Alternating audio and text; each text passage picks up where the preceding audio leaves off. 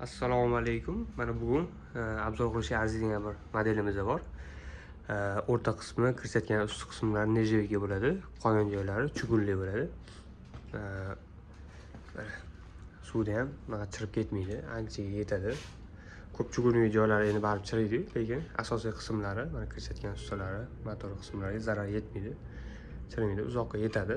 Juda yaxshi nasos. Bu nasos ko'pincha baland joylarga suv chiqarishga, fantarlarga qo'yishadi. Ko'pchilik bu nasos ishlatganlar ham bilishadi. Juda taniqli nasos. Shimji brendida o'zi imенно 220 da ishlaydiganda nerjavikali yaxshi nasos ko'pchilik biladi. Ko'rinishlari o'rtasidan tortadi. Buni to'liq suvni ichiga tashib yuboriladi. Suvni ichida soviydi motori. Buni bizlar parametrlariga kelsak, 23 kuba beradi soatiga. 23 kuba suv beradi maksimalni. Maksimalni 48 metr tik balandlikkacha ham ko'tara oladi maksimalni. O'zini og'irligi 36 kilo chiqadi.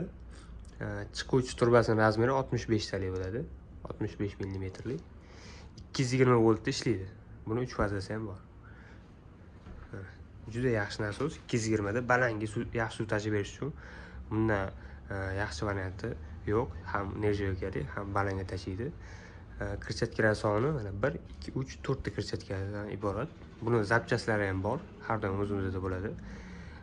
Bu modeldan kerak bo'lsa 97 760 34 raqamiga aloqaga chiqsanglar, chiroyli narxlarda qilib beramiz.